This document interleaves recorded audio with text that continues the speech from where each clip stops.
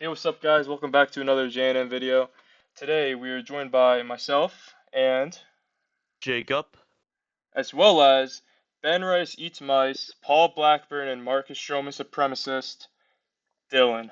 Today we Oh, have a Yankees opening day roster prediction. We're going to go through every single position. We're going to name who will most likely be on the roster, what it will look like, and also who should or could make it, who's like on the cusp of the roster, and also like maybe even mention a few people that we could bring on, maybe even a few people that will be sent away when an injured Rodon comes back, injured Cole, Clark Schmidt, and a bunch of other people. So yeah, I think we're going to start off with the catchers. I'll let Ben Wright Eats Mice go over catches for you. All right, guys. So we have World Baseball Classic all-teamer Austin Wells probably starting it out. Low key, I'm not the biggest fan of the guy, but I think he does get the job done. I think this season he could potentially offensively rebound. I think he's got the skill sets defensively, still a young guy. And to be honest with you, JC Escar has been having a breakout spring, in my humble opinion. And I think he's pretty good. I think he'd start for a lot of teams around the league, but obviously Austin Wells, being pretty good. So there's your backup, and obviously we can't forget about the big Ben Rice, man. I mean, he'd probably be our backup catcher if he just had the experience behind the plate. Aaron Boone said that he's gonna get some playing time, he's gonna get worked in, but I think he's a primary first baseman for this team. yeah. So, piggybacking off Dylan's statements there, Ben Rice is your starting first baseman. He's going to get a majority of the playing time over at that position. We also have Paul Goldschmidt on the roster, obviously, but I like him more as a leader role this season. Even against lefties, I want more at bats from Ben Rice. He has a very high potential in those positions. Obviously, at second base, we're gonna have Jazz Chisholm Jr. He is a top second baseman in the game, top three. You can make an argument for the second best even. At shortstop, to start off the season, we're gonna have Jose Caballero. Obviously, Anthony Volpe apparently tore his whole shoulder last season. Ooh. Yeah, boo, boo Volpe. But in his defense, apparently had a torn shoulder all last season. Nobody He's knew faking about it, it. bro. Trust me, he's faking it. Yeah, Taking it for but the Huzz. you know, eventually when he does get back, he's probably going to be on the roster, and it's going to be a big season for him to kind of make it or break it, really.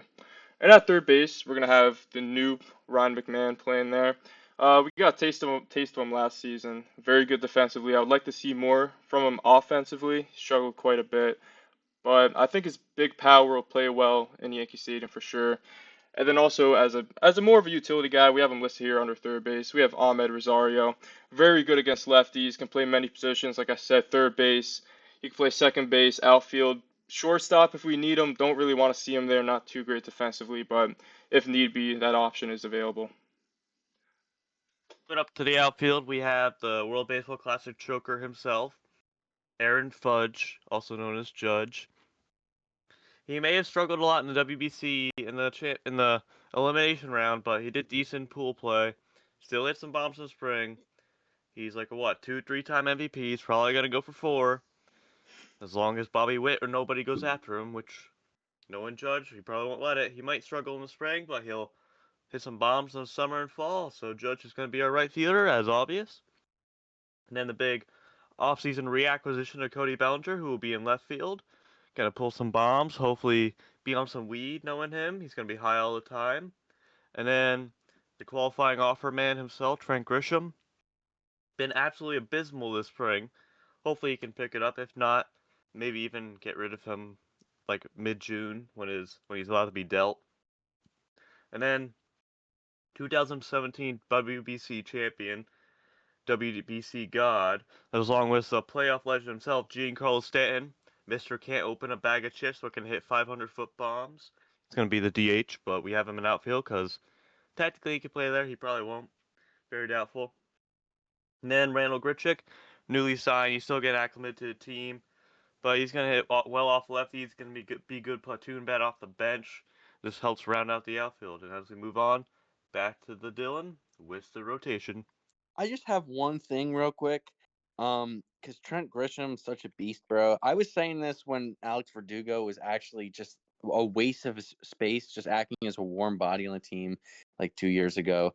Like he should be playing right, but his spring has been abysmal. And I bought a $13 T-shirt for him last year, and it's like if this guy doesn't start, like I just wasted $13 on a T-shirt. So for the sake of my college bank account, bro, like, can this guy just pop off for one more year? Like the qualifying offer, we can't be doing this. We can't be signing 1 year qualifying offers and then cutting people. It's like Brian Cashman. Like, what are you doing? So like, just please Trent Grisham, for the sake of like Brian Cashman's future and like my bank account, can you just like do your thing?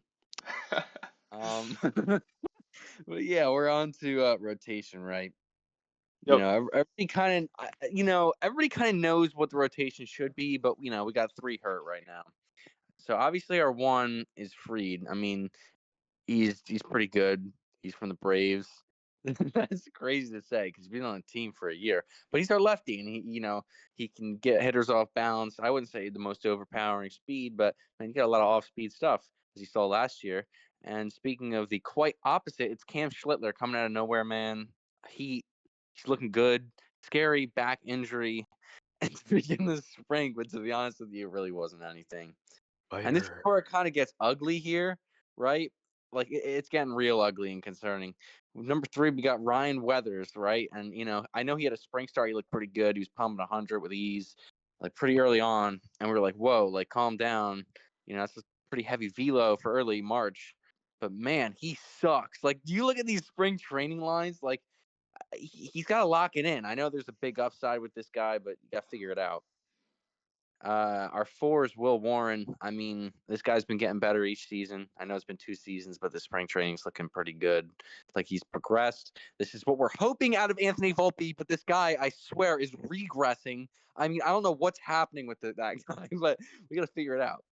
And number 5, Ryan Yarborough. I know many of our viewers, our thousands and thousands of viewers, are expecting Luis Heel here, but honestly, he's not deserving of the role, man. And we'll get to that. We will. But Ryan Yarborough had a stretch last year where he started before he got hurt, and he was doing pretty solid. He's our number 5, man. Yeah. I would like to comment on Will Warren. I'm expecting a really big season out of him. He projects to be a very similar pitcher to Michael King, just with how his pitches move. Even his windup, I mean, very similar. If you put them side to side, basically the same pitcher. So I'm expecting a very big season out of him. Also had a great spring so far. Yeah, sub 2 ERA for him. I mean, he's looking amazing. Well, the bullpen's not looking that amazing from what it looks No. at right now. We got the closer David Bednar, did great in the World Baseball Classic, got out a lot of jams, even though he put himself in them. He might be a heart attack closer, but he's gonna be our closer. And then we got Fernando Cruz, Mr. Splitter, Mr. Swing and Miss, Mr. Swing you don't hit. He's hoping to have another good year. Camilo Duvall, also looking at some flames coming out of the pen with him. And then the GOAT, the man that should have come in instead of Nestor Cortez, Tim Hill. All right, so like mentioned before, we have Luis Heel in the bullpen. This spring he's had big concerns, especially regarding his velocity. It's been down a lot. From a guy who used to be pumping up near 100 miles per hour, he's been sitting this spring, I think at what, 94, 95, and we're lucky if we see those numbers really. Yeah, since his rookie season, he's just been really inconsistent, and we think it's time that we just need a stable rotation, and for a stable rotation, Luis Hill is just not in that picture right now. Maybe he just works out his kinks in the bullpen. I think he could project well as just a fireballer out of the pen if he could just have that short adrenaline span of just chucking high 90s for an inning or two. Hopefully help out the boys there. But yeah, And to also not stretch the bullpen thin, as a starter, we'd see him throw 30 pitch innings in which 27 were balls, and then he'd somehow get 3 outs, and then he wouldn't give up runs, but like you'd have to pull him pretty quick, and then your bullpen would be stretched thin for that game and next couple of games to save rest. So he definitely has his role, but he's well deserved to be in the bullpen at this point. yeah, I 100% agree. Now we got Cade Winquist, the Rule 5 man, Mr. 100. He hasn't had the best spring. It's only been like 7 innings, less than a 5 ERA, but the Yankees seem to like him. They will most likely keep him on the roster. They didn't want him going back to his former team, so keep him there, throw him some strikes. Hopefully, eat some innings for us. And yeah, Cade, we don't. There's not much to say about him. He is promising, but just he has to put his tools together. Now the next guy might be Dylan's favorite of all time. Yeah, let me talk about Mr. Cy Young, Paul Blackburn. Listen, this might be a hot take. I don't think it's a hot take. He was pretty good last year. Think about every outing that guy's been in. His starting outing was like really bad against the Red Sox because they just left him in there because that game was so horrible. But then after that, like he maybe had one bad outing, two bad outings. He was pretty good. The Yankees re-signed him because they know the talent this guy brings to the table, bro. He's not that Mets Paul Blackburn, and he's looked better this spring. I think he had a pretty bad outing one time. But let me tell you something. He's going to develop, he's going to evolve, he's going to use the tools he has in his toolkit, and he's going to bring power to the table. He's really going to bolster the bullpen. Cook. And then rounding out the bullpen, we're gonna have Brent Hedrick. I think that's how you pronounce his name. Yeah, he's just a southpaw in the bullpen. I think last year, nothing too crazy. He's just a guy to eat innings if need be and get some outs for us. All right. And might I add real quick, I think this might sound stupid. It probably is. Marcus Stroman is still a free agent. I can't even say that shit with a straight face, bro. You're gonna have to cut that out. You're gonna have to cut that out. Like we No, said no, that's earlier in staying the in. video, Marcus Stroman supremacist. He loves Marcus Stroman so much. All right, There's hold still some on. left Let in the me let me tank. finish my thought then. Let me finish my thought. Look, Marcus Stroman last year, he had a hurt knee. He's had all this time to rest and recover. Man, he had some good outings last year. People sleep on him. There is something that he brings to the table. I know he's a starter. He said, "I'm a starter." He's made that very clear, right? Ryan Weathers, Luis Heel, any other injury, with these uncertainties, we could bring back our starter, Marcus Stroman. He's healthy. He rides on the outside of the plate, and he's not horrible, man. Look at that guy's career. Looking at Fair it, enough. looking at his stats, he only had one good outing all of last year. Was it against the Athletics? Yeah. Bro remembers the one good outing. Yeah, I mean the one where he threw 2/3 of an inning. Like, listen, he was hurt that game.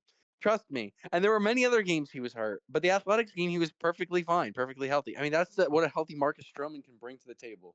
He had a 17 ERA in the month of April. Oh, brother. He was hurt in the month of April. I don't know what to tell you, pal. The lowest ERA he had in a month was June, and that was because the only start he had was that Athletics one. And by the way, can I just say the only reason that we got rid of this guy, we didn't get rid of him because he was bad. We didn't get rid of him because it was time for him to retire. We got rid of him because we just saw what Cam Schlittler had, right? We saw that Cam Schlittler was going to be this beast, and he was just the guy to go. It was just he was the pitcher they had to choose. They had to pick one. I mean, who are they going to pick, right? So Probably Should the they one that was been bad. I think being should bad played a pretty big factor in it. should no, it they was just his should they time in the pick the rotation. should they Trust pick me. the aging 5'10" pitcher who relies on 88-mile-per-hour sinkers, or should they choose the 24-year-old guy who chucks 100? I wonder. They Five chose foot seven. they chose the Cam Schlittler, the guy who throws 100. And at the time, I'm not gonna lie to you, I didn't know that was the move, but it was. It was a move. I knew it And was a move the moment I got the notification that Stroman was gone. but listen, it was the right move at the end of the day. But all I'm saying is that Marcus Stroman didn't get cut for his talent. He got Yeah, he cut because did. Cam Schlittler had better talent. And listen, we could bring Marcus Stroman back. He's a free agent. And he wants to help the Yankees. He actually, I think there was a tweet back in the day saying that he always wanted to be a Yankee, and we could sign him again. This is why we're not going mainstream anytime soon with these Stroman takes. I guess we should probably All move right. on to the people that can make it or should make it. Like they have a Yeah. chance, they have talent. And let me start with this: DJ LeMahieu did not get a Oh, fair brother. retirement. Okay, Oh, brother. Oh, brother. we can bring that guy back. He's a free agent. He was literally following the Yankees from the time he left. He was not happy that he left. He was a competitor. He could play multiple parts of the infield. This is what we need. We need that veteran leadership. We need a guy who's versatile.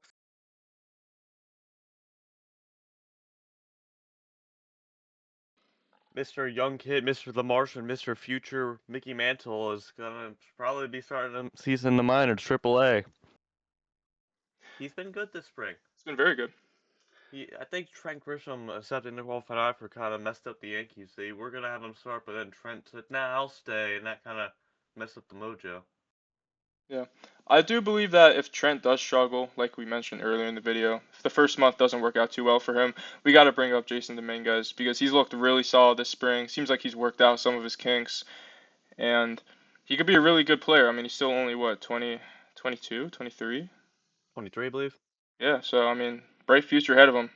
He's I been really do working believe on that. hitting the right side. I feel like he'll be better than center than the left, so we'll see. Yeah, 100%. Next up is a spring flamethrower, Carlos Lagrange. Go! Look, Ron Hay. Okay, Mr. Marcus Stroman, calm down there. But he's been doing great. 14 innings, I believe. Like less than one earned run. Has like over 50 pitches over 100 miles per hour. He's been doing great. I feel like he can't be a starter right now, but he'd be great at the pen if they call him up. I feel like starting in Double A, Triple A is the move. Yeah. Like having him in Somerset and Scranton will be nice to get him some build up. But I do believe he can make an impact this season. Same with Elmer Cruz, both young kids who have a chance to do something in the near future. We shall see how they grow, how they develop. I feel like Matt Blake would love to have some time in the pen with Carlos. Yeah, he has a very high potential there. I just feel like starting him probably in AAA would be for the best. Just have him get consistent starting reps. Yeah, I also feel like I don't think he has pitched that much in Triple A, even at all. I think he's Yeah. mostly been Double A.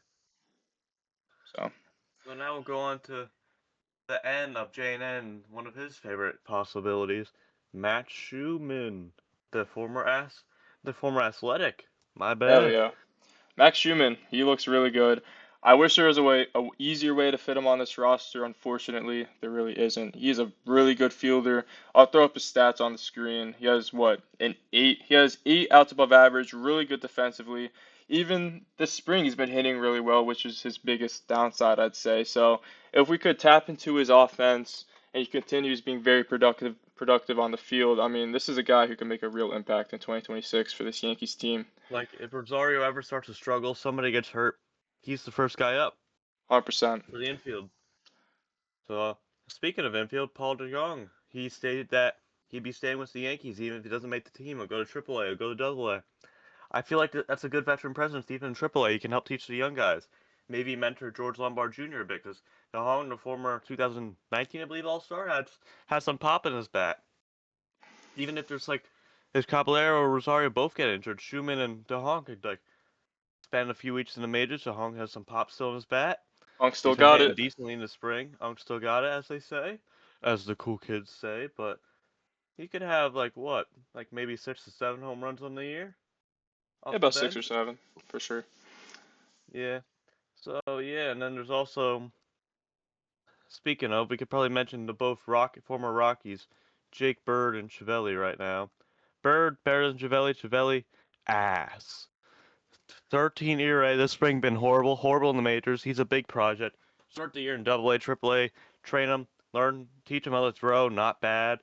Then maybe like in a year or two, he can actually make a good contribution. Jake Bird, I'd say maybe this year he could do good. He just needs work on control. We all have to see. Yep. And then lastly, we have Oswaldo Cabrera, who Yankee fans are well aware of. Had a freak injury last season, very unfortunate. It seems like he's going to start the season down in AAA to begin. I feel like the Yankees are going to take their time with him at least. And even then, his spot on the roster is a little shaky. We have upgraded the team since he last played, and to be He'll honest, I be feel like some of these other guys are just better than him right now, especially since his Rosario's timing's better, off. especially since Rosario's like a lefty specialist. Yeah, It's just fortunate, man, because Oswaldo is such a great guy. Yeah, You know, he could 100%. be good. He he's could be a good bench coach, you know. I agree, man. He wears a shark tooth necklace. You know, he's just always wholesome. Always And happy, always dancing, always singing. yeah, and Yeah. to be honest with you, he's had some crucial, I'd say, moments where he's filled in where the teams needed a third baseman, needed an outfielder, and he's always been there. He's a team first player. And it just sucks to see a He guy does like that whatever's needed, but thrown in. he can work out in AAA, get some stuff out.